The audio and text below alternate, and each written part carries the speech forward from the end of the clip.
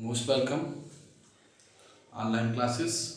तो अभी हम चल रहे थे प्लांट ग्रोथ हार्मोन्स में। तो आज हम प्लांट ग्रोथ हार्मोन्स का सेकेंड हार्मोन्स पढ़ेंगे, जिबरेलिन्स। तो बेसिकली जिबरेलिन्स जो है बहुत इम्पॉर्टेंट ग्रोथ हार्मोन्स है। इसकी खोज जो है बहुत ही अलग तरीके से हुई थी। इसकी खोज जो है जापान में कुरोसावा के द्वारा 1926 में हुई थी। वो बेसिकली राइस फील्ड में ग्रोथ पैथोलॉजिकल स्टडी कर रहे थे और उन्होंने देखा कि कुछ प्लांट्स पर फंजाई लग गया है और फंजाई के लगने से उन प्लांट्स में ग्रोथ जो है बहुत तेजी से हो रही। वो प्लांट बहुत लेंथी हो गए हैं और कुछ समय के बाद प्लांट वो डेड हो गए थे। तो उस समय उन्होंने कहा कि जिन प्लांट में फंजाई लगा हुआ है उनमें एक डिजीज है, उस डिजीज को नाम दिया था बैकिन डिजीज, और जो फंजाई था वो था जिब्रेला फ्यूजिकोराई। बेसिकली ये जिब्रेला फ्यूजिकोराई जो है वो फ्यूजेरियम मोनलीफॉर्म की परफेक्ट स्टेज है। तो जो बैकिन डिजीज है, तो जापान में बैकिन डिजीज का मीन्स होता है फुलिस, मूर्खों की डिजीज।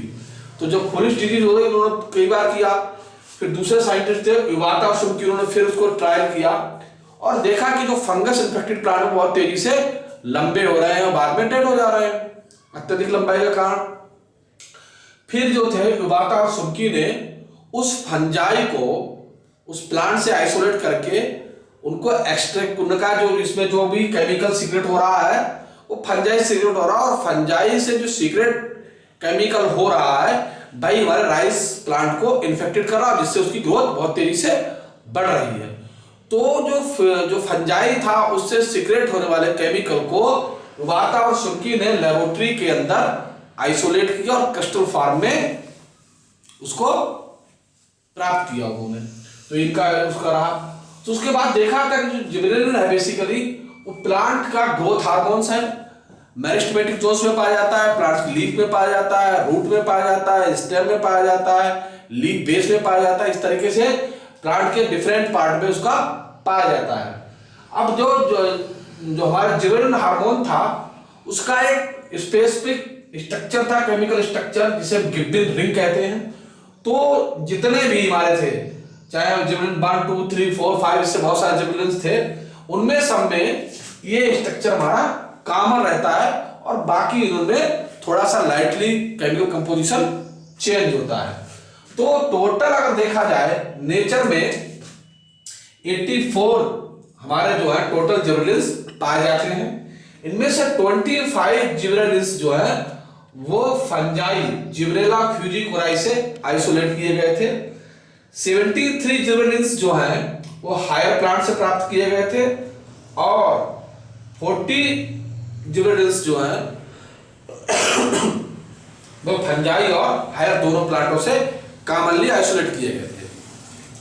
अब जिबरेलिन्स हायर प्लांट के अतिरिक्त लाइकेन, एल्गी, टेरिडोफाइट्स, ब्रायोफाइट्स की भी कुछ से भी रिपोर्टेड किए गए। जैसे ब्रायोफाइट्स में लाइकोपोडियम जैपोनिका स्पीशीज होती है, उससे भी जिबरेलिन का आइसोलेशन था, एक्सप्रेशन प्राप्त किया गया था। तो वहां ये मिलता है। तो इसको जो इसमें जो रिंग पाई जाती है उसे गिब्बन रिंग कहते हैं। इस तरीके से अलग अलग पाए जाते हैं।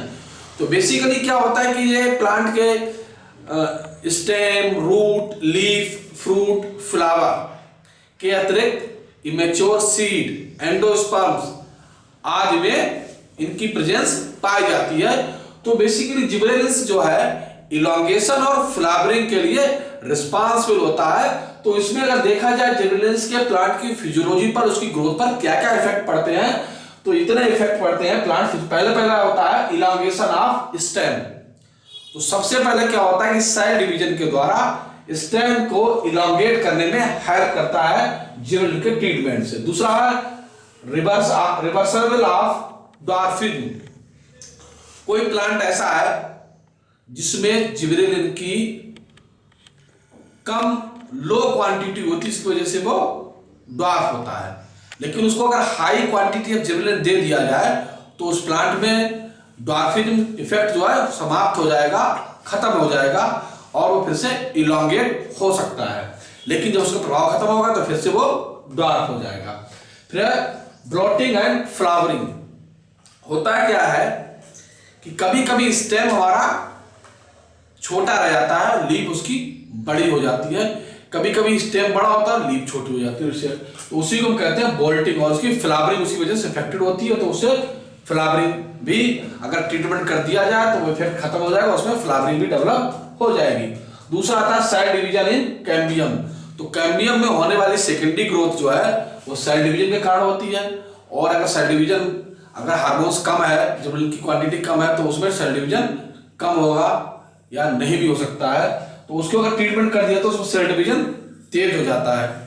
दूसरा पार्थिनोकार्पी, यानी कि हम जो अपने नॉर्मल लाइफ में सीडलेस फ्रूट खाते हैं, जैसे वाटरमेलन खाते हैं सीडलेस, अंगूर खाते हैं सीडलेस, तो ऐसे फ्रूट्स जो विदाउट फर्टिलाइजेशन से बनते हैं उन्हें हम उस प्रोसेस को पार्थिनोकार्पी कहते हैं, और ये फ्रूट होते हैं उन्हें पार्थिनोकार्पी फ्रूट कहते हैं।